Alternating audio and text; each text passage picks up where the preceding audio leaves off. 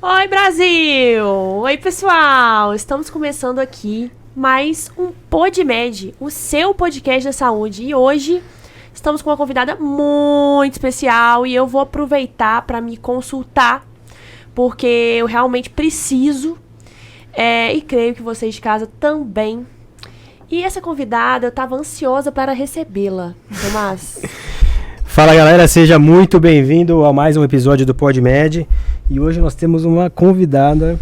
Nossa, essa até... Eu acho assim, que eu preciso de consulta aqui durante o programa. Eu acho que, na verdade, todo mundo precisaria consulta. Porque assim, cara, como é que eu vou te falar? Eu tô com uns probleminhas. Será que a galera já sabe quem é? A galera? Eu não sei, gente. Vocês Bom, sabem? pessoal, vamos revelar aqui. Nós estamos com a doutora Denise Cardoso, médica psiquiatra pela Associação Brasileira de Psiquiatria e pós-graduada em Odontologia pelo Einstein. Seja muito bem-vinda. Obrigada. Seja bem-vinda, Denise. Obrigada por ter aceitado o nosso convite. É um prazer te receber aqui. E assim, se fosse falar quem você é, Denise? Quem é você, Denise? Eu sou médica. Eu estudei psiquiatria na Associação Brasileira... Ah, não! Eu sou Acontece. Médica, psiquiatra. Uhum. E eu fiz nutrologia Uhum. no Hospital Israelita Albert Einstein e na Associação Brasileira de Nutrologia também. Que legal. Mas quem é Denise? De onde veio Denise? Como que surgiu essa história de medicina? Conta um pouquinho pra gente. Eu fiz medicina na UniOeste, a Universidade Estadual do Oeste do Paraná, em Cascavel. E durante a graduação, eu sabia que eu queria ajudar as pessoas com saúde mental, porque eu vi o quanto impactava a saúde mental nas outras, até assim, prognóstico na adesão em tratamento, né, das outras doenças. Isso me chamava a atenção durante a graduação. Como que as pessoas, elas entendiam as doenças e quanto muitas vezes impactava, né? Aí eu sabia que eu queria uma especialidade clínica e a saúde mental sempre me chamou muito a atenção. Aí foi então que eu fui estudar psiquiatria. Você já sabia, né? Durante a faculdade você já tinha esse gosto pela psiquiatria. Não sabia que eu iria fazer psiquiatria, mas sempre me chamava a atenção a forma com que a saúde emocional de cada paciente e a forma com que ele lidava com as doenças, independente se estava na reumato, na ginecologia, na cardiologia, o quanto a saúde mental impactava. Isso me chamava a atenção, mas necessariamente a psiquiatria eu descobri depois. E aí, quando que você descobriu mesmo a psiquiatria? Depois, foi trabalhando. Eu saí da faculdade, daí eu comecei a trabalhar e vi que as pessoas acabavam me procurando por conta disso. Acho que a psiquiatria me escolheu. Que legal! Porque eu vi, assim, que impactava. Os pacientes voltavam pelas mesmas queixas e muitas vezes a saúde mental influenciava na adesão em nos outros tratamentos, né? Sim. E assim, a psiquiatria, durante a graduação, a gente vê pouco, né? A gente vê pouco a psiquiatria durante a graduação. Pelo menos no meu internato que eu rodei na psiquiatria, eu não tive muito contato.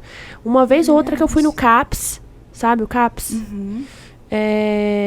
Você pode falar o que é o CAPS, que eu acho que muita gente não vai saber o que é o CAPS. É o Centro de Atenção aos Pacientes, né?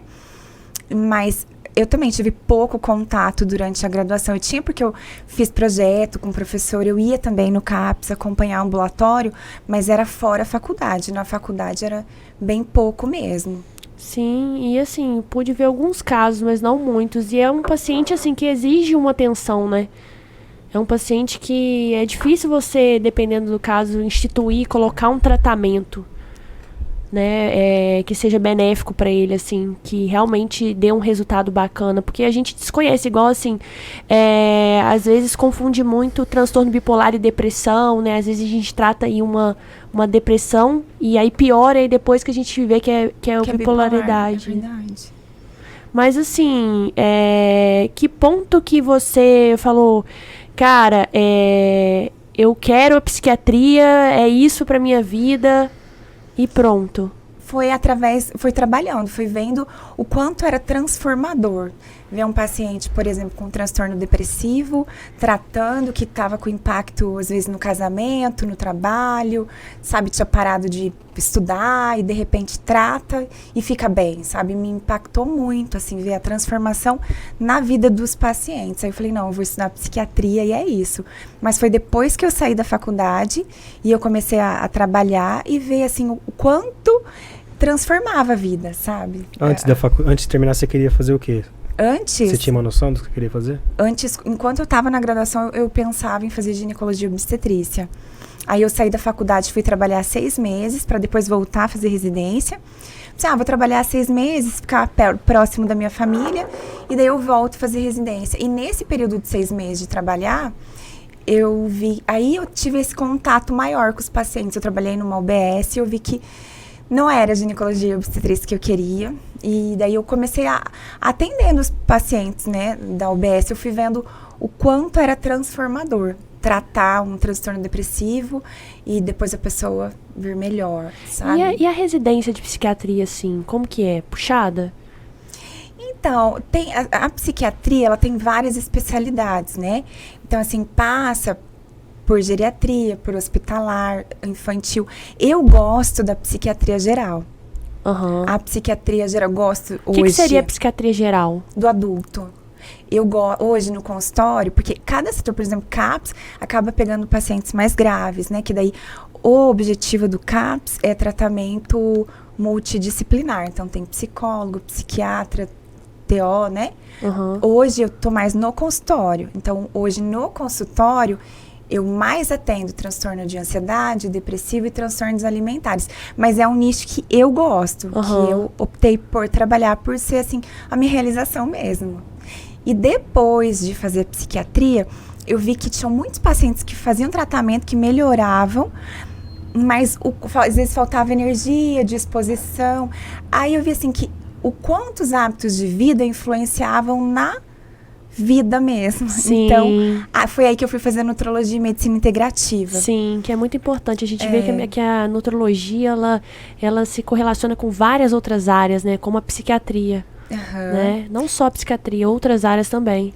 Porque não tem como a gente imaginar a saúde mental sem hábitos de vida saudáveis, né? Sem qualidade de sono, sem uma alimentação saudável, né? Sim. Atividade física. Então, tudo isso vai impactar na saúde mental. Então, eu acho que casa muito bem, assim. E aí você estudou a nutrologia e conseguiu melhorar o atendimento para os seus pacientes. Isso, o atendimento integral, né? E o que você viu, assim, um exemplo de 2 coisas que você conseguiu melhorar assim, o seu atendimento, que você conseguiu relacionar as 2 áreas? Então, nessa grande questão, porque às vezes o paciente vem sem energia, sem disposição, aí perdeu a vontade de fazer o que antes gostava, né? E, assim, muitas vezes preenche critério para transtorno depressivo, né? Porque transtorno depressivo é, muitas vezes, a pessoa tem tristeza, angústia, mas também falta de energia, apatia, né? Para o que antes tinha vontade. E às vezes o paciente não está dormindo bem, está se alimentando tudo errado, com uma dieta inflamatória, né? Aí você vê que, sedentário, então... É um transtorno, sim, mas mudanças de hábito de vida, então eu procuro englobar a qualidade do sono, higiene do sono, alimentação também, porque alguns alimentos correlacionam, né, com a saúde e com o humor, por exemplo, ômega 3, né, as vitaminas do complexo B. Então, o ômega 3 e as vitaminas do complexo B podem ajudar no humor, né? Tem vários estudos associando o ômega 3 com a melhora de transtornos ansiosos, né?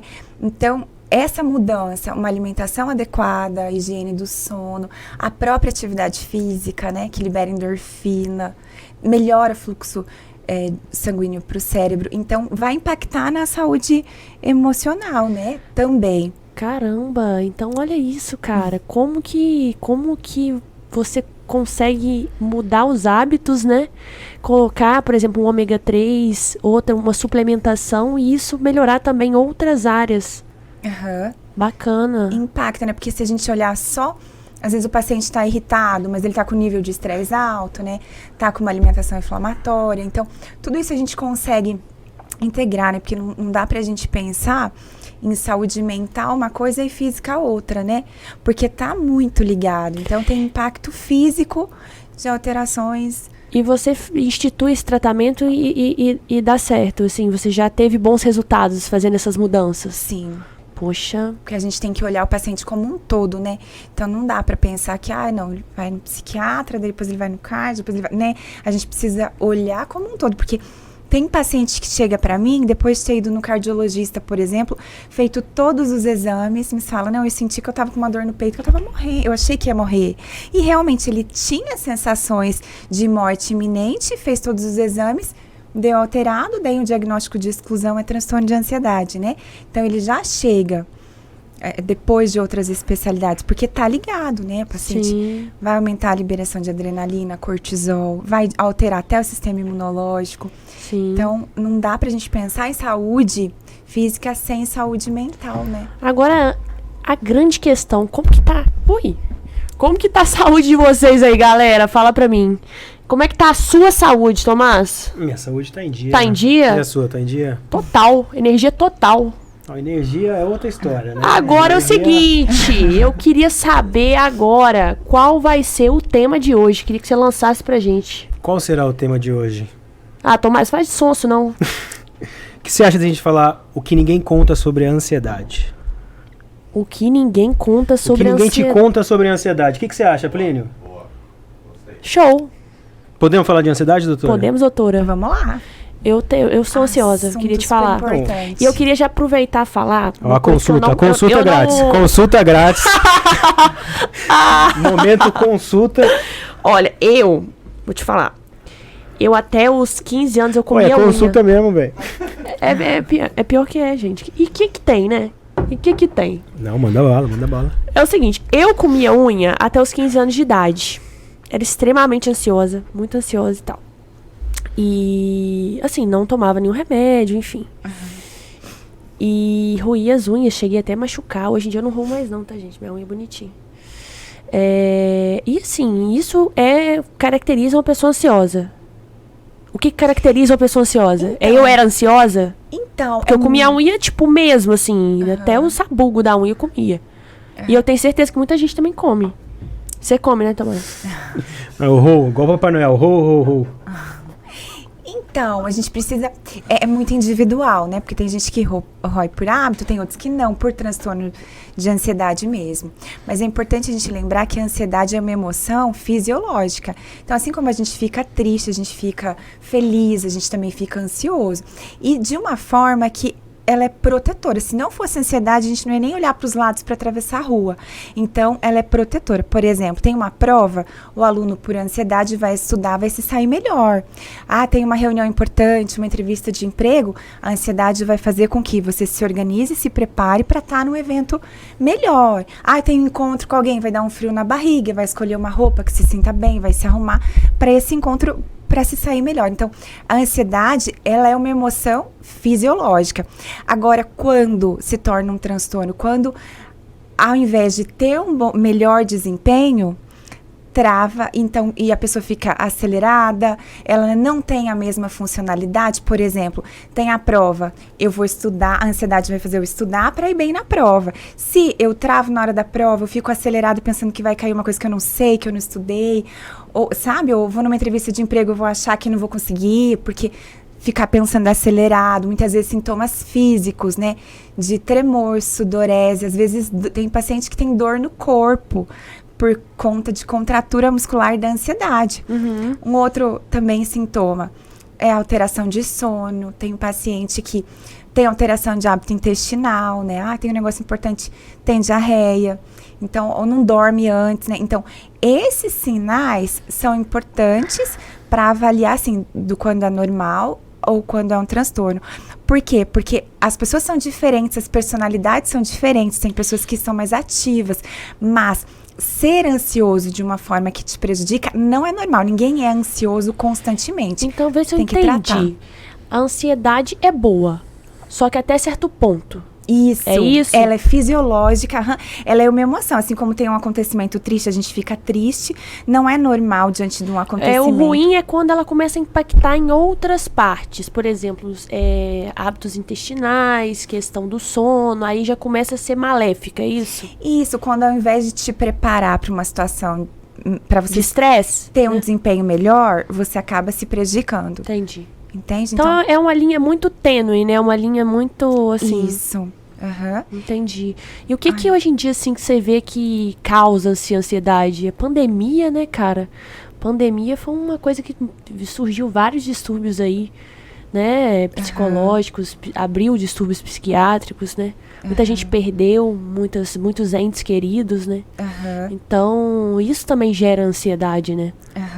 É multifatorial, mas agora na pandemia a gente tem observado o aumento do número de casos mesmo, pela mudança de rotina, pela a falta de rotina de sono, muitas pessoas trabalhando em casa, em horários alternativos, né? Então a pessoa já tem até a cobrança, muitas vezes, de perder emprego, de ter as crianças estudando em casa e tem que se adaptar com tudo isso, né? Os alunos que estudavam, tinha aquela rotina de sair de casa, tal horário, voltar, de repente agora tem que estudar em casa, online, né? Então, essa mudança, a própria alimentação impactou, porque mudou também, né? Sim. Então, aumentou o consumo de comidas prontas, de iFood, né? É verdade. Então, a praticidade que tudo tem um preço, né? Até a falta de lazer, né? Que as pessoas tinham hábitos de viajar, de sair. De repente, se pegaram presos em casa, não podendo sair, diminui. Porque a gente tem que lembrar que o gerenciamento de estresse, né? Que o lazer é tão importante quanto o trabalho. E as pessoas foram privadas muitas vezes disso, né? É difícil mesmo, uma situação muito complicada, né? Né, doutor? Muito. O doutor trabalha muito, viu? Trabalho. Eu também trabalho. Bastante. E assim, hoje em dia eu não me considero uma pessoa que sou muito ansiosa, mas já fui. Mas assim, ainda sou. É porque assim, nem sempre eu tô ansiosa, mas às vezes eu tô, entendeu? Entendeu? Mas isso, cara, é importante, assim, porque ser apática diante de situações importantes também não é normal, né? Então, você vai oscilar. Então, tem uma situação diferente, você vai ficar ansiosa para se preparar para a situação. Isso é normal. Então, provavelmente, a tua ansiedade, ela é normal. Entendi. Agora, outras situações também, que às vezes o paciente, ele está ansioso, mas não se vê falando acelerado, pensando acelerado, às vezes ele pode estar irritado, diminuir a produtividade, estar mais cansado. Então, e esses também são sinais de transtorno de ansiedade, porque num transtorno de ansiedade, o corpo ele vai ficar no estado de alerta, né? Então, diminui capacidade de atenção focal, que a gente chama de tenacidade, essa capacidade de se concentrar no projeto, no estudo, e aumenta a vigilância, que é a atenção ao ambiente. Então, ao menor estímulo, o paciente já desfoca, né, a pessoa desfoca, diminui rendimento, fica mais cansado, o próprio sono ele vai ser mais superficial. Então, são sinais assim que podem ser também importantes para diagnosticar uma pessoa que está sempre cansada, está mais irritada. E assim, a ansiedade, geralmente, por exemplo, a gente sabe que a pessoa às vezes não tem só um distúrbio, né? Às vezes a pessoa é ansiosa e tem transtorno bipolar. Entende o que eu tô falando? Às vezes a pessoa tem depressão e ansiedade, entende? Ela geralmente vem associada com outras... Então, a gente precisa... É um diagnóstico... Pode ter outras comorbidades também, né? Como transtorno bipolar, como uso de substância, mas é importante avaliar o paciente, porque pode ter comorbidade sim, né? O próprio paciente depressivo, ele pode ficar mais cansado, mais preocupado, né? Pode acontecer sim de ter comorbidades. Agora, o uso de substância pode também ter, né, alteração na ansiedade, mas aí é sempre... A gente trata a doença, né? Primeiro, depois vê o que fica, porque geralmente melhora a ansiedade daí, né? E para fazer um diagnóstico de ansiedade, para eu saber que está me prejudicando, é somente uma avaliação com o médico? Ou tem alguns sinais que eu consigo identificar que eu falo, poxa, não tá legal? Então, é importante uma avaliação médica para diagnosticar, sim, até para poder planejar um tratamento, né? Porque cada paciente vai exigir um tratamento diferente. Mas sempre que alterar, por exemplo, o paciente que está mais irritado, a pessoa se vê mais irritada, às vezes não percebe que está sempre pensando na frente. Às vezes a pessoa nem nota essa diferença. Quem nota são as pessoas que estão perto ou que trabalham junto, familiares, né? Que vê, mas o fulano está sempre irritado. Mas ele está sempre estoura com qualquer coisa, muda de humor rápido, né? E isso é importante. Então, não está dormindo bem, ou tá com mudança até do padrão alimentar, tá comendo mais, ou tá comendo menos, ou tá sempre cansado. Então, sempre que alterar a produtividade, a pessoa notando, ou alguém próximo, porque muitos diagnósticos na psiquiatria, a pessoa não tem insight, não né? Tem então, noção. Um familiar próximo. E às vezes pode às vezes a pessoa não aceita, né? Que ela tem aquele. O familiar fala, olha, procura a ajuda do profissional. Aí a pessoa se nega, não procura ajuda, né? Isso acontece, né? Se a pessoa quebra o pé, vai no ortopedista, não quer pôr gesso, mas acaba colocando e faz físio e trata. Muitas vezes, no transtorno de ansiedade, as pessoas se cobrem e pensam, não, vou melhorar sozinho. E outra coisa, o pessoal fala, não, vai no psiquiatra, já acha que é coisa de doido, né? Não, procura o psiquiatra. E o pessoal, não vou no psiquiatra não sou doido. Vou lá fazer o quê? Então, as pessoas têm esse estigma, sabe? De que, não vou no psiquiatra porque eu não sou doido. Gente, psiquiatra não trata só de doido, não.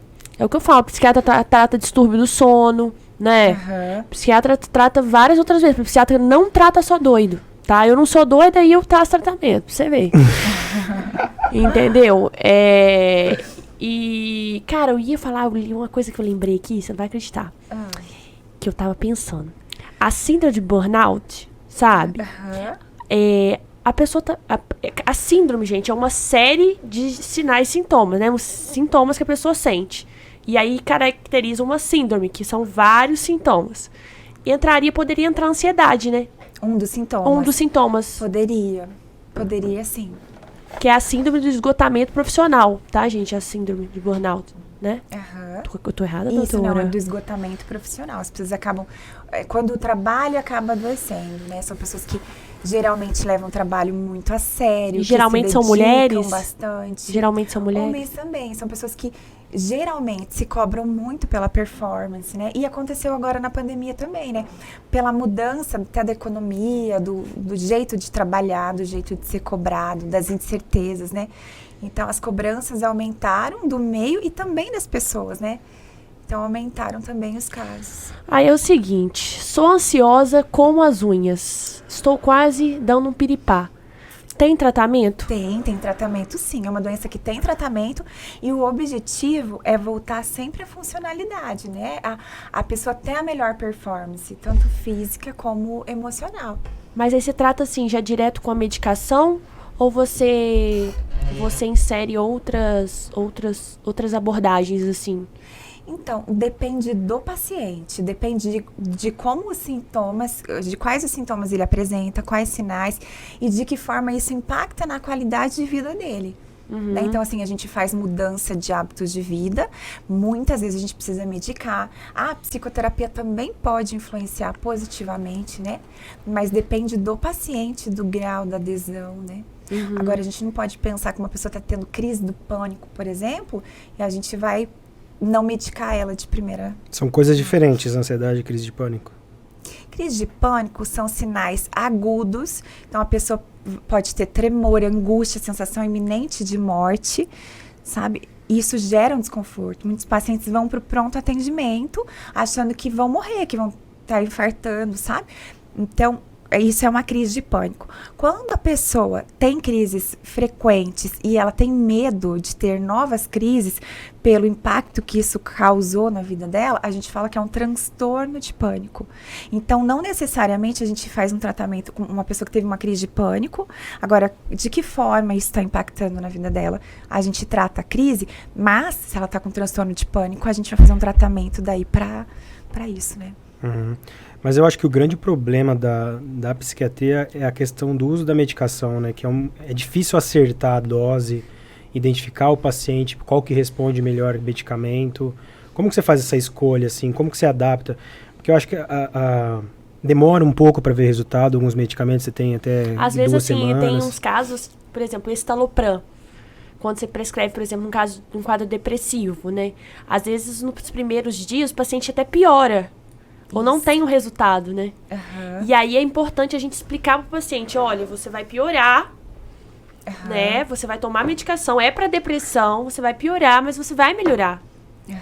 Né? Isso, porque... Então, assim, não é o mesmo tratamento, tá, gente? Tô dando um exemplo, que fique claro, que não é o mesmo tratamento da depressão para ansiedade, mas a ansiedade também pode ser que a gente talvez também tenha, assim, uma medicação que piore, depois melhore, não sei.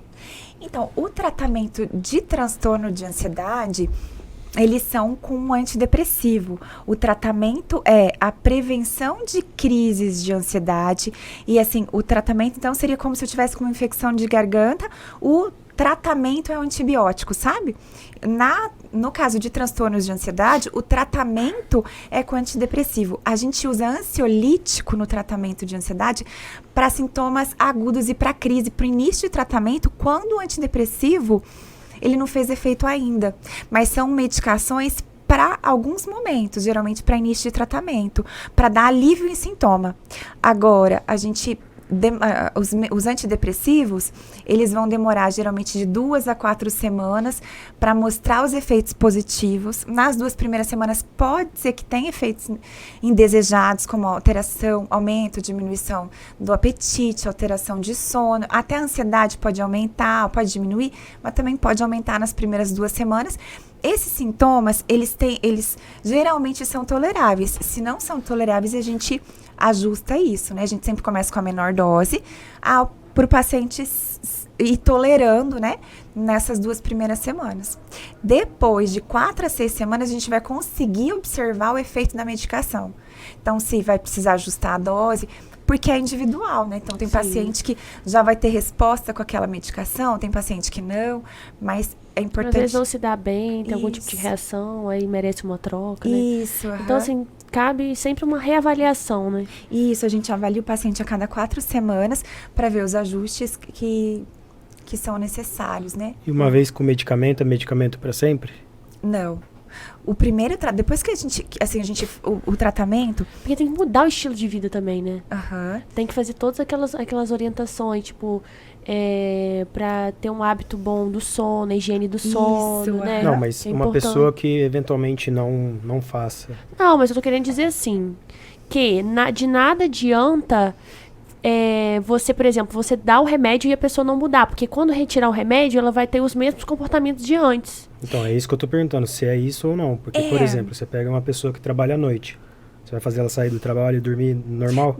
Mas, assim, por isso que o tratamento é individualizado, porque dentro da rotina daquela pessoa, a gente vai melhorar, né, a qualidade de vida dentro das necessidades e rotina dela. Agora, a questão de mudança de estilo de vida, a gente conversa, mas às vezes o paciente não está dormindo bem, não tem, assim, energia por conta do transtorno de ansiedade para organizar a vida. Então, a gente precisa medicar, até porque a gente não pode colocar, porque é uma doença, então a gente não pode responsabilizar tudo, né, por todos os desajustes que ele está sentindo. Então, a gente medica, a gente tem 3 fases. A primeira que ele está cheio de sintomas, daí a gente coloca a medicação, ele vai entrar em remissão de sintomas, que daí vai diminuir, a ansiedade melhorou, tá dormindo melhor e tal. A gente já consegue ajustar essa mudança de estilo de vida muitas vezes.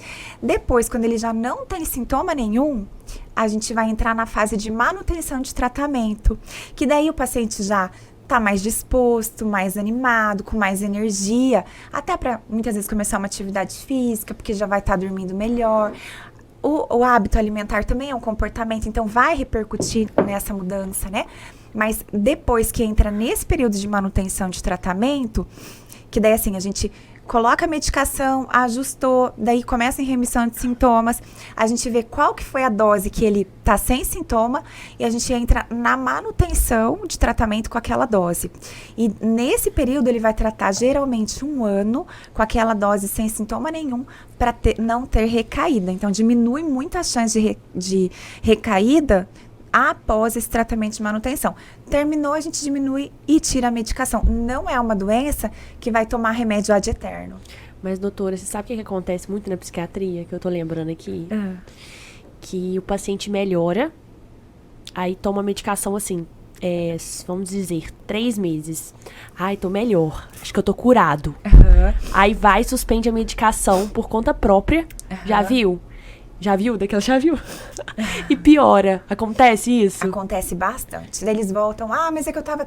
Mas uma pergunta que eu faço muito é assim, você parou de usar remédio, depois volta o paciente 5 meses depois, aí você parou de tomar remédio por quê? Porque te fez mal ou porque você tava tão bem que achou que não precisava? Eu acho que é essa segunda, que eles acham que tá super bem. É que eu melhorei, aí achei que já não precisava mais. Mas os estudos mostram que há chance de recaída no primeiro ano de tratamento. Então, por isso que é importante a gente manter nesse primeiro ano de tratamento para não ter recaída, né?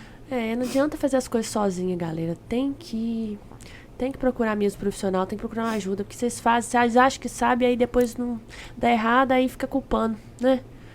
Não é assim que funciona. Mas me fala assim, você já tratou tem algum paciente assim na sua mente que você já tratou, pra você contar aqui uma história de algum paciente que você tinha ansiedade, e aí você tratou, teve bons resultados, uma história tipo de uma mulher, Então, eu acho interessante falar a questão que muitas vezes a pessoa é cobrada por, não, você consegue sozinha, é só fazer atividade física, é só mudar estilo de vida, mas é uma doença, né? Então, tem vários pacientes que chegam para tratar e vêm assim, como que impacta no comportamento, na forma de lidar com o alimento, o quanto melhora no trabalho, né? O quanto melhora a produtividade, o que melhora a atenção, concentração, desempenho, performance, né? Então, que a ansiedade afeta todas essas esferas, né? Altera. Mas, além disso tudo, tem um componente genético também, ou não, envolvido? Pode influenciar, mas é multifatorial. Não dá para dizer que um pai que teve ansiedade, a mãe teve também, que os filhos vão ter. Porque pode acontecer? Pode, mas não é determinante. Mas o risco é maior para uma pessoa? Então, vai depender dos hábitos de vida, do nível de estresse, da qualidade de sono, sabe? Do momento que a pessoa está vivendo. Aqui, não dá pra determinar. Aqui. Eu quero contar. Interrompi? Eu posso contar? Não, pode contar. Gente, quem me segue sabe que eu posto histórias de plantão no TikTok, né? Aí, essa semana, eu postei um caso de um paciente que procurou o pronto atendimento porque ele tava com uma infecção no dedo. Quer café? Eu quero café sim, por favor, obrigado. Médico toma muito café. É isso. Tomo toda hora. O Plínio já tá até acostumado. A gente fala tanto do Plínio no episódio que o pessoal vai falar, gente, quem que é o Plínio? Aparece esse Plínio. Santo Plínio.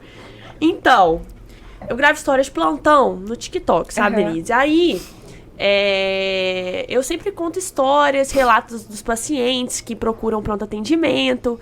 E aí, eles, cada um com o seu caso, né? E são todos fatos reais que eu conto lá. E aí, essa semana, eu contei de um paciente que procurou com o dedo enfaixado e ele tava com infecção no dedo. Porque ele comeu a unha toda.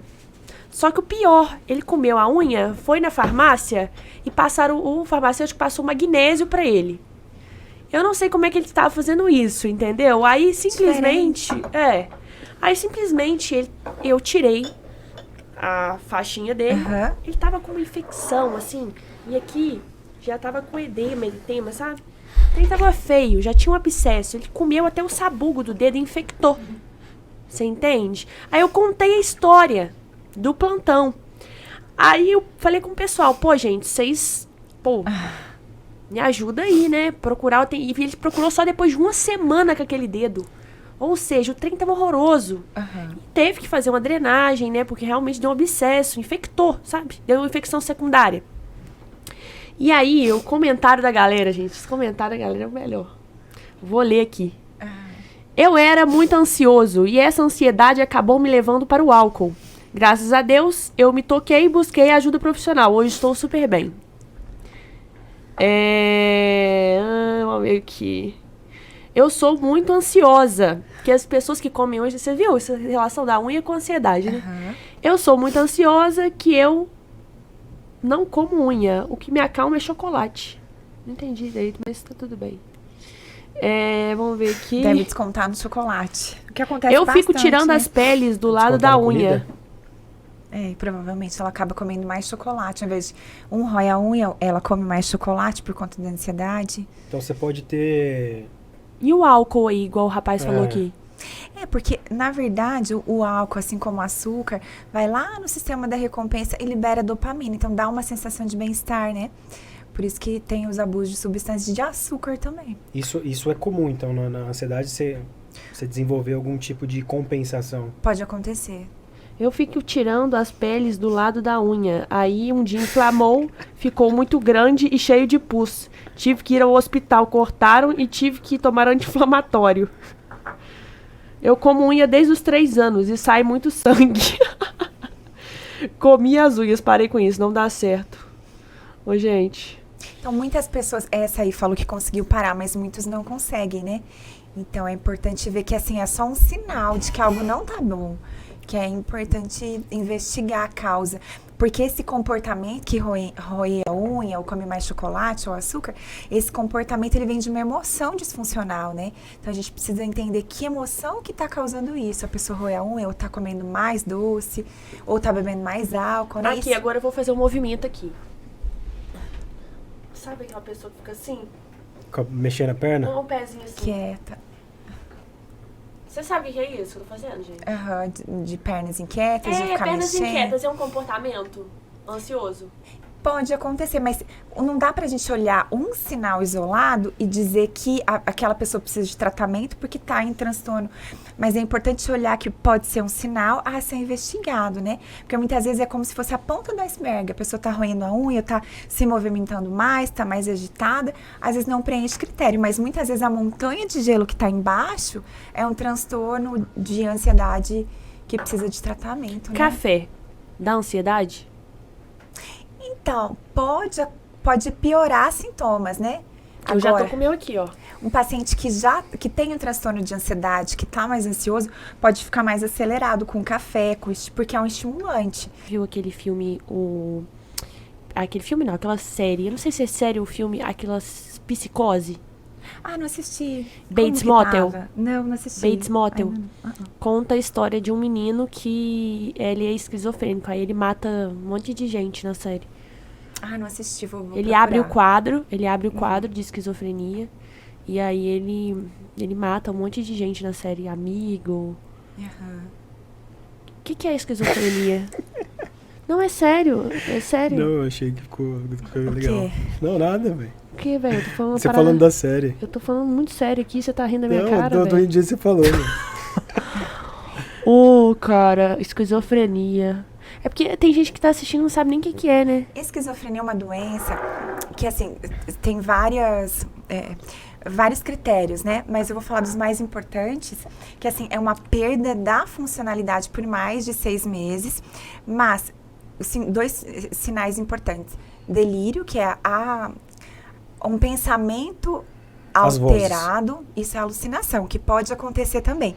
Alucinações, elas podem que alucinação ser... é diferente de delírio, às vezes as pessoas confundem. Isso, o delírio é uma alteração do conteúdo do pensamento. E isso é irrefutável a uma argumentação lógica. Então, a pessoa acredita naquilo, pode chegar outra pessoa e falar, não, olha, a evidência de que isso não é verdade, mas a pessoa acredita piamente naquilo, não muda. Ela acredita que aquele pensamento alterado é verdade. E a alucinação seria uma alteração da percepção. Então, por exemplo, ouvir vozes, ver vulto, sentir um cheiro diferente, né? Então, seria perseguição. E, por exemplo, um delírio, que eu estou sendo perseguida. Eu realmente acredito que o meu vizinho tá me perseguindo, que ele tá colocando câmeras aqui na minha casa para me vigiar. E eu ouço voz, daí é uma alucinação. Então, eu tenho delírio, que é um pensamento alterado, e uma alucinação é que eu tô ouvindo vozes que comprovam o que eu tô falando. Eu tô vendo câmeras que ele tá colocando, entende? Então, essas alterações, elas podem acontecer na esquizofrenia. E isso afeta a funcionalidade. Então, muitas vezes, a pessoa estava estudando, trabalhando, abre o quadro e tem uma queda. Entendi. Gente, é uma coisa que a psiquiatria, as doenças se relacionam, né? A gente vai engatando um trem no outro, mas porque as doenças vão se relacionando, a gente vai pensando em outras coisas. E é isso que vai acontecendo, né? É possível um ansioso ser calmo? Aí, ô Tomás, aí você tá pegando pesado, né, velho? O ansioso é calmo? Eu falo por mim mesmo. Então, velho. olha lá, vamos pensar. É, mas você... Então. Eu não te acho calmo, velho. Mas ela acha o calmo. Você acha ele calmo? Eu acho, mas vamos pensar que a ansiedade... Tá, às vezes dentro, né? É uma emoção, mas que muitas vezes, assim... A pessoa tem uma personalidade, né? As pessoas se vê a nossa... De cada um de nós, a personalidade vai ser diferente. Você pode ser mais autêntica, falar mais e tal, mas isso não te torna, pela tua forma de expressar tuas emoções, uma pessoa necessariamente ansiosa. Às vezes aquela pessoa que tá calma, que é mais contida, ela vive num turbilhão de emoções, né? Internas, E né? isso, que fica pensando, sabe, não tá falando ali, mas ela tá acelerada pensando se aquilo que o planejamento vai dar certo, sofrendo por antecipação de uma coisa que talvez nunca aconteça. Aí vai dormir, passa o mundo na cabeça, não dorme direito. Eu não durmo direito. Não Então, durmo. pode Eu sou hiperativa. Pra você ter uma noção, agora eu já sei exatamente o que eu vou fazer na semana que vem, cara. Não, mas isso aí é disciplina, é organização, velho. O lance da mas eu ansiedade, também eu acho que tenho é você problema. sofrer por isso. Não sofrer, eu não sofro. Tipo, não conseguir dormir porque você fica, pô, vai chegar. Porque, tipo, eu ia viajar, falando, não, vou viajar, amanhã eu vou viajar. Aí, tipo, eu não dormia. Não, então, eu não durmo porque eu não consigo dormir direito. Isso é insônia. É insônia. Mas não Pode sei ser por quê. Pode ser relacionado relacionado à à insônia, ansiedade. Pode ser que eu seja ansiosa e por isso não consigo dormir, entendeu? Uhum. Porque assim, eu deito, fico mexendo no celular. Eu tô errada, tá? Eu sei. Aí eu fico mexendo no celular e tal, pá. Aí, ok. Beleza. Só que aí, quando eu falar, não, vou parar de mexer no celular. Aí, pô, deitei e tal. Aí eu fico, caralho, tem que fazer alguma coisa e tal. Amanhã, tal. Aí eu, tipo, não consigo desligar, entendeu? Eu fico imaginando amanhã. Entende? Tanto que um dia eu mandei mensagem pro Tomás 3 horas da manhã, velho. Falei, Tomás, não me acha doida, velho. Mas eu preciso te falar isso. Aí gravei um áudio de 3 minutos, cara. Você tem noção? Eu não sei até que ponto isso, entendeu? Aí eu falei, Tomás, era uma coisa do podcast que eu tava falando pra ele. Você lembra disso? Não. Você nunca lembra de nada. Aí, tipo, eu gravei 3 minutos, falei, e isso era 3 horas da manhã. Eu tava, tipo, desde 11 horas da noite deitada. Você tem noção? Desde 11 horas da noite deitada, tentando dormir. E aí, às 3 eu tava ansiosa, quer dizer. Uhum. Mas eu sou assim mesmo. Tipo assim, eu sempre faço 1000 coisas ao mesmo tempo. E já tô pensando na semana que vem, na outra, daqui a um mês o Tomás fala assim, véi, foca no agora. Eu acho que, às vezes, a pessoa que é ansiosa, ela não foca, ela não vive o aqui e o agora. Isso pode ser TDAH também, ou não? Calma, Tomás. Então, mas de que forma que impacta? Porque pode ser a tua forma de gerir a vida. Então, assim, essa questão do planejamento é muito importante. Por exemplo, ao invés de ficar pensando 1000 coisas, não, eu vou mandar mensagem para ele para já, sabe? Então, é uma organização agora. É importante que isso te leve para o melhor rendimento, entendeu? Agora, você não dormir bem à noite, provavelmente porque a ansiedade aumenta, a adrenalina aumenta, cortisol, o corpo vai ficar em alerta. Então, lá no fundo, ele vai pensar, não posso baixar a guarda, eu tenho que ficar em alerta porque amanhã eu tenho 1 milhão de coisas para resolver. Sim. E daí o teu sono vai ser mais superficial. E ao invés de te ajudar, no outro dia você vai estar mais acelerada e ansiosa ainda, né? Então, são sinais importantes, né? Porque na tua personalidade, você é mais dinâmica, né? Sim. Mas isso Já deu pra perceber, né?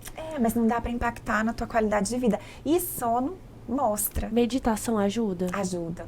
Meditação ajuda. Cara, eu pratiquei, agora eu não tô praticando mais, mas, nossa, era tão bom. Porque vem no gerenciamento de estresse, né? Você consegue baixar cortisol, então entra nas atividades que contribuem bastante.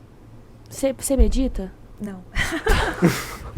Ô, gente, eu acho muito engraçado, Não, porque a gente que é médico, a gente fala pra pessoa fazer, mas a gente só...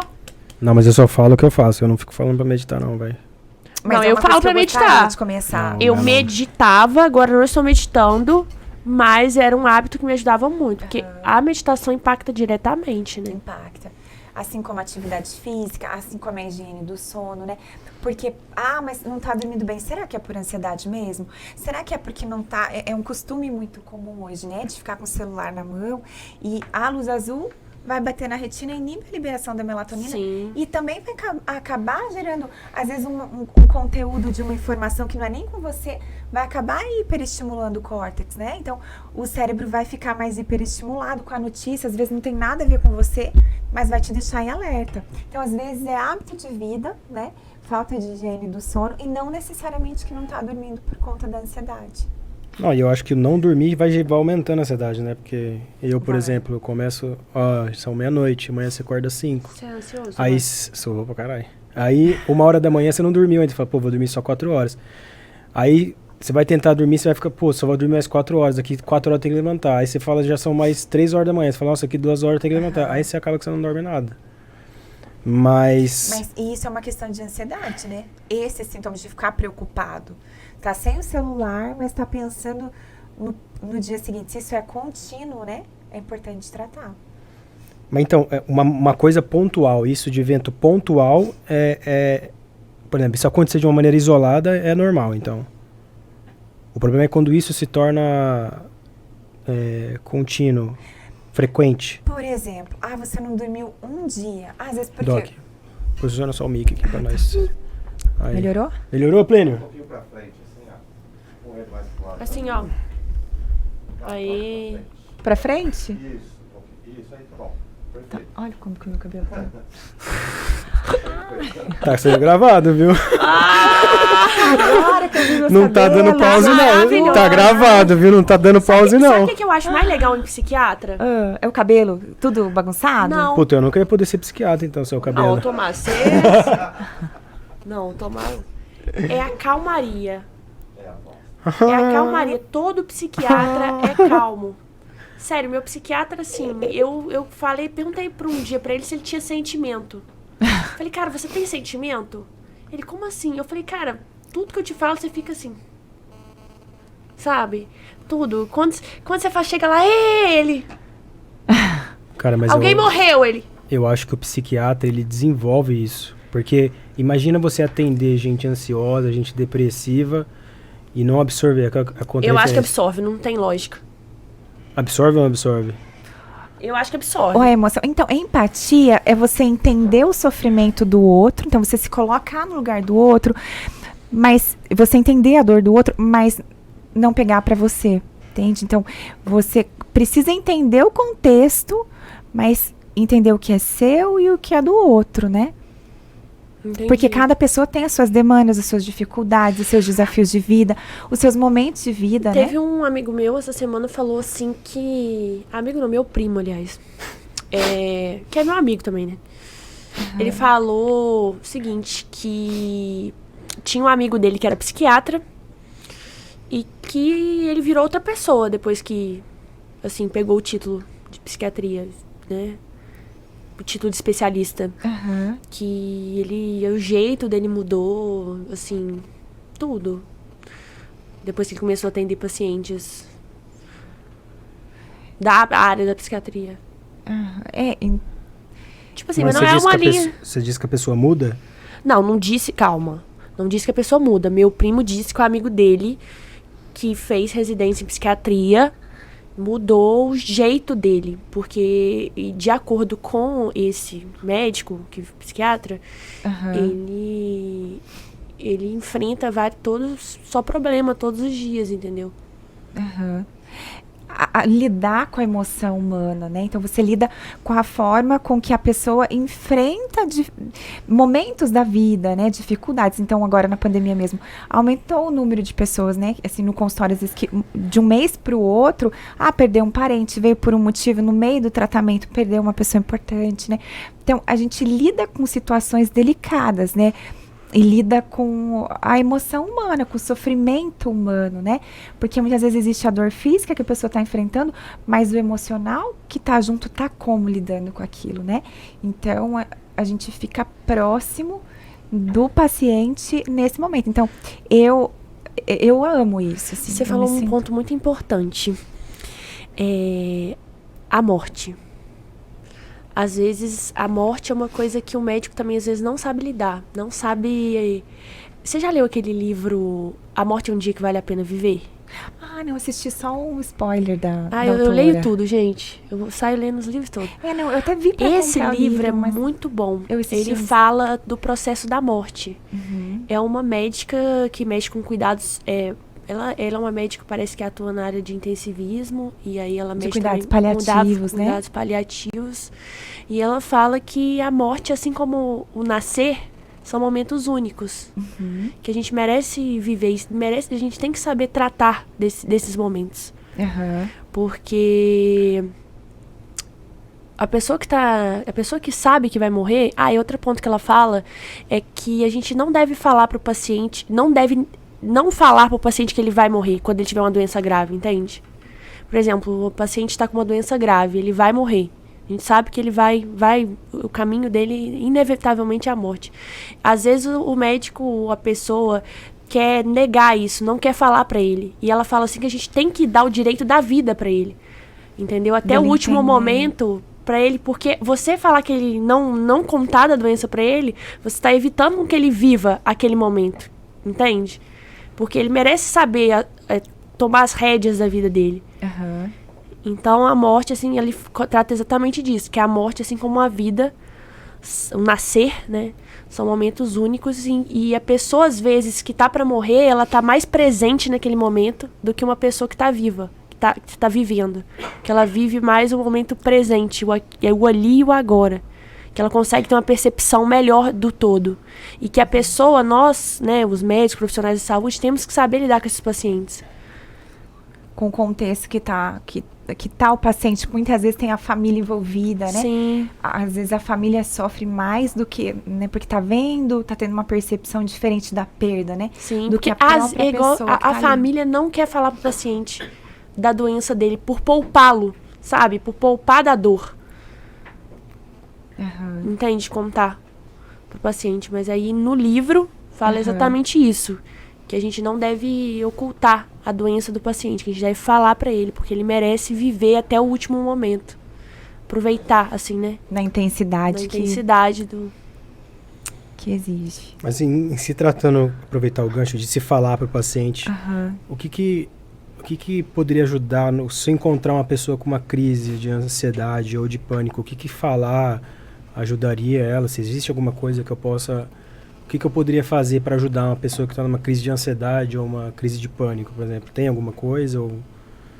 Então, depende de quem é essa pessoa e que sintomas ela está apresentando. Então, a gente tem graus mais intensos, que ela vai precisar ir para um pronto atendimento para receber uma medicação para aliviar sintoma, por exemplo, um ansiolítico. Mas, por exemplo, respirar fundo, se concentrar na respiração, sabe? Puxar o ar contando até 10, segurar, soltar devagar, melhora o fluxo de oxigênio no cérebro e pode ir acalmando, entende? Então, seria isso, assim. Se fosse para falar, assim, uma coisa para fazer, seria isso, evitar ficar falando, calma, porque a pessoa não tá naquele momento com percepção total para entender. Quando a pessoa tá numa crise de ansiedade, assim, vamos pensar na fisiologia, aumenta a adrenalina, aumenta a cortisol, que é o hormônio do estresse, o sangue vai mais para a periferia, porque o corpo ele entende que ele precisa se defender, lutar ou atacar. Vai menos sangue para o cérebro, vai mais para os tecidos, né? Então, quando a gente respira fundo, se concentra na respiração, a gente consegue melhorar esse mecanismo, né? Não acontece, às vezes, tá com um super problema e pensar, tá super ansioso, daí pensa, não sei como resolver. Passa 2, 3 dias, baixa a poeira, fica mais tranquilo e pensa, nossa, como que eu não pensei isso antes? Sim. Por quê? Porque baixa adrenalina, cortisol, melhora o fluxo de oxigênio no cérebro, você tem uma capacidade melhor para tomar decisão, para entender o que está acontecendo. Então, chegar para uma pessoa que está em crise de ansiedade, falar para ela, calma, pensa naquilo, não vai adiantar, porque naquele momento ela vai estar preocupada em se defender ou atacar, grosso modo, né? Então, ela não vai nem entender direito o que você está falando, pode acabar piorando, né? Ou também colocar uma cobrança na pessoa, não, fica calma, a pessoa não está conseguindo, porque está numa situação disfuncional. Então, se você vê alguém tendo crise, o que seria básico seria, vamos respirar fundo, respira contando até 10, segura 10 segundos, solta devagar, faz isso por um período, vamos só se concentrar na respiração, porque a gente consegue melhorar. Agora, dizer que isso só vai ser isso suficiente, Não, seria... Depende, né? Não, mas você respondeu, mas era só mesmo essa questão. Por exemplo, encontrei uma pessoa que agora ficou ansiosa até chegar ao atendimento médico, o que eu poderia fazer, entendeu? É, nesse sentido daí, E lembrar que é um diagnóstico, por exemplo, crise de ansiedade. Vai ser, se você tá andando na rua e vê a pessoa, tô em crise de ansiedade, tô com uma dor no peito, tô achando que eu vou morrer. Diagnóstico, crise de ansiedade é de exclusão. Se tá com dor no peito, tem que ir no plantão, tem que fazer eletro, tem que descartar as outras causas, né? Porque a pessoa pode estar infartando, pode estar tendo outras doenças orgânicas, né? Então, é de exclusão. Se você viu a pessoa, você acha que é ansiedade, concentra na respiração, vamos até, né, chegar à ajuda. É igual uns pacientes que chegam assim, perdem um ente querido e chegam no plantão com hipertenso, né, com PA em 160, acima da média, 160 por 80, vamos dizer, por 90, e chorando, né? Aí acabou de perder o familiar e às vezes assim, você vê que é o que ele está enfrentando que está alterando exatamente, impactando na pressão dele, né, que está levando a isso. É porque tem sintomas físicos, né? Físicos, porque vai aumentar, a adrenalina vai aumentar, a frequência cardíaca vai aumentar, a pressão. O paciente vai ficar no estado de alerta, porque, imagina, perder um parente, não sabe como enfrentar aquela situação, foi pego de surpresa, né? A pessoa que é ansiosa geralmente come mais? Depende, tem pessoas que ficam nesse estado de alerta, acabam não tendo vontade de comer.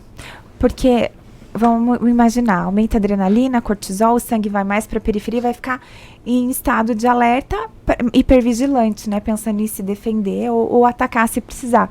Então, como vai ter mais sangue nos músculos, né, na periferia, pode ir menos fluxo de sangue para o sistema digestório. Então, a pessoa tem náusea, desconforto, não quer comer, ou come e passa mal, come e vomita. Não. Então, tem esse perfil de paciente que não quer comer, que come menos, mas também tem aquele perfil que comeu, nem se deu conta do tanto que comeu, às vezes acaba passando mal, porque comeu mais rápido, precisa, né?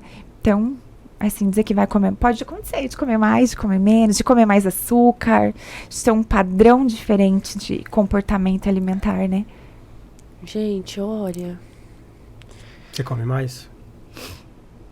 Tomás, eu não sei, velho. Depende, eu já, tipo assim, não sei te falar isso. Você come mais? Depende. Tá muito próximo a questão de ansiedade e compulsão também, ou não? Como que eu vou diferenciar isso? Uma pessoa... É porque, tipo assim, eu acho que uma pessoa que tem compulsão alimentar, ela pode ser ansiosa. Na verdade. E vice-versa. Isso, pode ser comorbidade, mas a pessoa que tá comendo mais rápido, não tá se dando conta, tá comendo muito mais. Obeso é mais ansioso? Depende da causa da obesidade, né? Mas não é um fator que impacta, não. Por exemplo, obesidade e ansiedade. Assim, tem muitos pacientes que têm compulsão, mas tem outros, por exemplo, pode ser alteração de tireoide, pode ser o paciente com insônia, que daí fica, né, todo alterado a questão de liberação de hormônios. Então, pode acontecer sim. Eu penso que tem muito caso de obesos só que o meu nicho de tratamento, eu vou falar que a maioria porque os pacientes que vêm para mim com obesidade geralmente têm transtorno de compulsão, né? Agora, é o meu... É que a compulsão acaba levando à obesidade também, né? Muitas vezes. Então, acaba, acho que vira um círculo vicioso, né? Muitas vezes acaba, sim. Ô, Plínio, você é ansioso? Bastante. Plínio tá matando um bolo de chocolate ali agora. Tá, nossa senhora. E aí a preferência da pessoa ansiosa é comer o que vem pela frente, né? Ela não tem a predileção por algum tipo de chocolate, igual a moça comentou ali no post da Carol. Tem uns que têm preferência por comer doces, aí não consegue parar, porque é difícil, por exemplo, o compulsivo foi lá e comer um pratão de alface, né? Ele geralmente tem um padrão diferente, né? Um padrão assim de ou mais carboidrato, ou mais doces, ou até mesmo o uso de álcool, né? De bebidas alcoólicas, porque vai ter essa descarga de dopamina no sistema da recompensa, né? Vai ter um aumento da liberação. Então, a compulsão ela pode acontecer por alimentos específicos ou não. O paciente vai comer mais, não vai conseguir parar, vai abrir a geladeira, não é aquilo, vai comer outra coisa também não é aquilo, sabe? Mas acaba comendo mais, se dando conta só depois que comeu. Mas a gente vê assim que ele come muito mais do que ele comeria se tivesse saudável, né? Entendi. É isso. É isso? Tá, é isso. Eu vou contar mais uma história aqui. Então vai. Cara, tô olhando aqui, o paciente que foi lá no pronto atendimento me roubou a receita azul. Ele me roubou a receita azul. Mano, onde que você trabalha que acontece essas coisas, velho? Cara, foi o seguinte, deixa eu te contar essa história. Tava atendendo, o paciente chegou e aí ele falou que queria renovar a receita dele, tomava clonazepam. E realmente ele tinha indicação, porque tem paciente que não tem indicação de clonazepam e quer tomar clonazepam. A gente sabe que clonazepam é taxa preta, precisa de receita de controle. E aí eu falei, não, vou prescrever e tal, né? Ele tinha indicação de tomar, eu fui, peguei a receita dele antiga e escrevi clonazepam. Aí me chamaram lá, doutora, tá tendo uma intercorrência aqui fora. Eu fui e deixei a receitinha dele, azul, assim, na mesa. Aí eu voltei, né? Voltei da intercorrência lá fora, peguei e comecei a olhar. Falei, caraca, cadê a receita? Não tava mais na mesa. E o paciente assim, sentada, né? Eu fui andando o consultório inteiro. Cadê essa receita? Cadê essa receita? Cadê essa receita? E não achava essa receita de jeito nenhum. Aí falei com o paciente, gente, mas eu deixei a receita aqui, falei com ele. Ele, não, doutora, eu não vi nada, não. Aí eu falei, caraca, 30 minutos, sério. Procurei a receita até no lixo do banheiro. Aí eu sentei, olhei pra cara dele. Falei, deixa eu te falar, você não pegou a receita, não? Aí ele, não, doutora. Aí eu olhei, sabe quando você começa a olhar? Aí eu olhei, tava assim na blusa dele, eu catei. Sabe quando a blusa tem um fechinho assim, que passa um botãozinho assim que você vê o azulzinho? Minha filha, eu fui peguei assim, falei, aqui é a receita. E ele, que isso, doutora? Sério? Juro, ele queria que eu desse 2 receitas pra ele. Aqui ele tava, mais uma outra que eu ia fazer. Então, mas isso acontece, Carol, porque essas receitas, os ansiolíticos da receita azul, eles causam dependência e tolerância. Então, são medicações que a gente usa para aliviar sintoma, início de tratamento, mas que não são recomendáveis usar por muito tempo. Só que como elas aliviam sintoma, o paciente ele sente que, como tirou com a mão. Realmente, uma fala comum deles é que, realmente o que faz efeito para mim é esse remédio azulzinho. Por quê? Porque alivia sintoma na hora. Então, a pessoa está em crise de ansiedade, ela vai tomar, vai aliviar. Mas não evita que passou o efeito do remédio, ela tem que tomar de novo. Sim. Então, é um risco de abuso, de tolerância, de dependência, né? E a pessoa não consegue, se ficou dependente, ela não vai conseguir ficar sem, né? Sim. Então, ele vai num pontão, às vezes vai em outro, né? É igual aqui, ó, os comentários. Eu detesto clonazepam, tenho a receita azul até hoje, nunca comprei. Uma colega me deu, volta e meia, quando tem crise de ansiedade, tomo um. Deixa eu ver o que o povo comenta, que eles comentam embaixo. Fala com seu médico para mudar. Existem várias outras medicações para ansiedade, depressão. Esse não deu para você, pede outro. Aí ele respondeu embaixo. Eu não tomo direto. Ele me prescreveu somente quando tenho crise de ansiedade. É muito raro tomar. Geralmente prescreve assim? Então, o paciente que está tendo crise, a gente usa para crise. Pra resgate. Até o antidepressivo fazer efeito. Porque o tratamento para transtorno de ansiedade é o antidepressivo para que você não tenha crise. Mais importante do que você sair da crise é que você nem entre nela, né? E então o que faz tratamento, que previne crise, antidepressivo. Ansiolítico a gente usa para que o paciente alivie sintomas, né? Mas é importante assim, quantas vezes tomou clonazepam? Tomou 4, 5 vezes no último mês, na última semana? Então a gente tem que ajustar o antidepressivo, né? Na verdade é um sinal que o antidepressivo não está sendo eficiente, que a gente precisa ajustar. Mas não é uma medicação de uso contínuo. A gente usa para sair da crise, mas não são medicações que a gente pode deixar. Às vezes o paciente está 1 ano tomando, está 6 meses tomando, mas o que acontece também é que o paciente acha que é aquele que resolve. Às vezes ele chega na consulta falando, olha, esse aqui eu tomo faz efeito para mim, esse outro aqui eu tomei 1 semana não fez efeito nenhum, que é o antidepressivo. Então, realmente, o que vai mostrar efeito imediato é o ansiolítico, né? Mas que não é tratamento. É tratar sintoma, né? Não tratar a causa. É como se eu tivesse com uma febre por uma infecção e ficasse tomando dipirona, paracetamol para aliviar a febre. Mas eu não estou tratando com antibiótico, por exemplo, a infecção que Não tá está resolvendo a vigente. E talvez o grande problema seja dos antidepressivos. Alguns deles causam perda de libido, interferência na função sexual. Alguns causam. Geralmente, paciente ansioso, a gente pensa em libido, né? Libido tem várias causas que podem influenciar a nível de estresse, a qualidade de vida, né? A questão hormonal também. A ansiedade pode diminuir, porque se o paciente está preocupado com uma situação, está sofrendo lá na frente, ele vai ter menos libido, né? Alguns medicamentos podem diminuir, sim. Geralmente melhora tratando a ansiedade, a questão de libido. Uma queixa comum em alguns antidepressivos, não todos, é que ele pode aumentar o tempo de ereção. Então, o paciente pode não chegar ao orgasmo, ficar tanto tempo e acabar não tendo orgasmo por conta desse efeito, né? Alguns urologistas acabam usando para ejaculação precoce, por exemplo. Mas um paciente normal, sem essa queixa, às vezes ele fica cansativo. Às vezes a mulher também acaba, às vezes não tendo orgasmo porque fica cansativo e acaba parando antes. Mas podem acontecer sim essas queixas de aumento de tempo, né? De latência, e pode acontecer alguns casos de diminuição de libido também. Mas quando esses sintomas acontecem, a gente ajusta a medicação. Não são todos, não é sempre, né? E é importante o nosso objetivo no tratamento é melhorar a qualidade de vida, né? Não melhorar a ansiedade, mas em detrimento de uma queixa sexual importante, como por exemplo, alteração de libido. A gente não quer de forma alguma que o paciente tenha essa queixa, né? E além dessa alteração de libido, o que mais que você pega, assim, que o paciente relata muito com o uso de ansiolítico? Não ansiolítico, mas o... Com antidepressivo, as queixas, assim, principalmente nas primeiras semanas, né, de uso, eles podem queixar até que piorou a ansiedade nas primeiras semanas.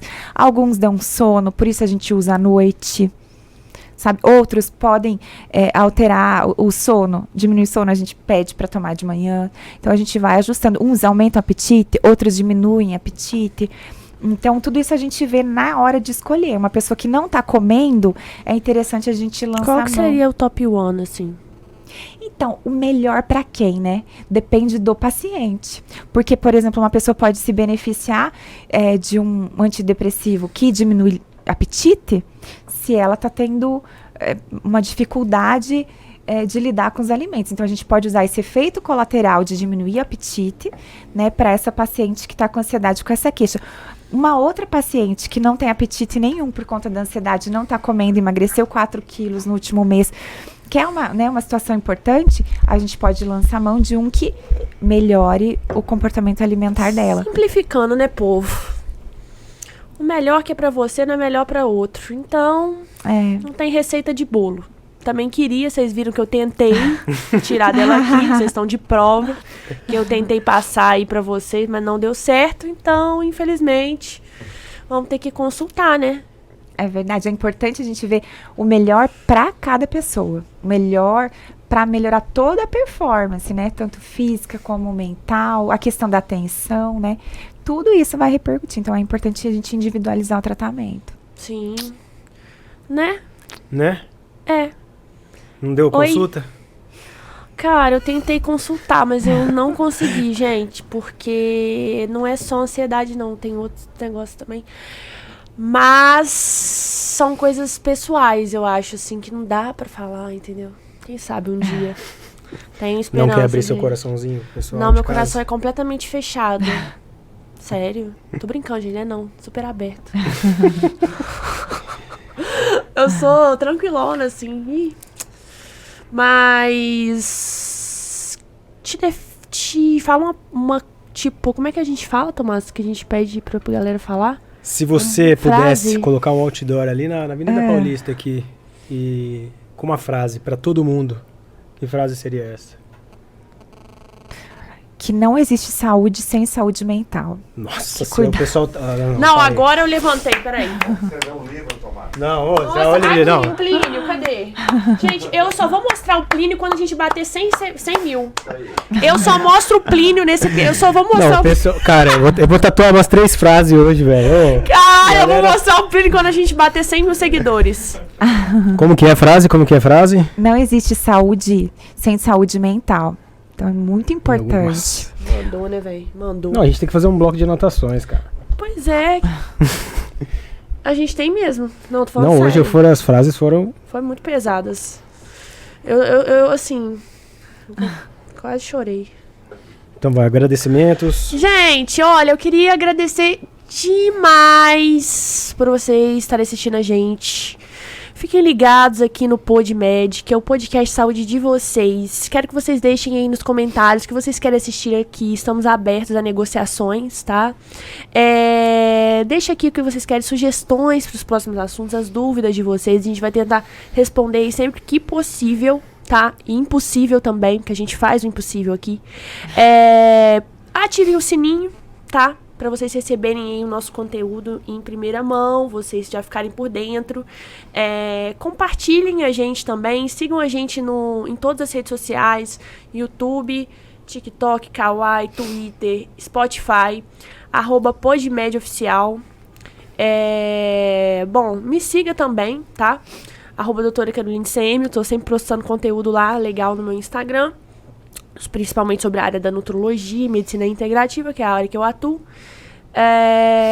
Bom, é isso, tá? Não deixe de... Fiquem ligados aí que a gente vai soltar também os cortes. Creio que deu muitos cortes hoje, né? Ajuda a gente a bater aí muitos seguidores. A gente quer quantos seguidores, Tomás? O céu é o limite, eu diria. Eu acho que o céu... Não, mas o céu... Tem que botar um limite pro céu. Não, pra mim o céu é o limite. Então tá, o céu Você quer limite? Você põe... Quem tem limite é município, né? Então vamos botar o cartão aí do Tomás. Vamos passar o cartão do Tomás aí no débito, tá? É o cartão dele que tá liberado pra esse programa.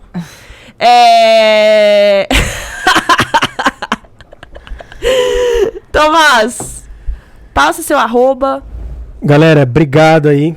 Pra quem ficou Doutor Tomás, tal. Doutor Tomás. Siga a gente aí nas redes sociais. Mostra seu @. Twitter. Meu doutora Denise Cardoso. DRA Denise Cardoso. Atende online, né? Atendo online, aham. E presencial, onde você atende? Londrina. E é isso, gente. Muito obrigada. Um beijo. Fiquem com Deus. Se cuidem. E não sejam ansiosos. Até a próxima. Tchau.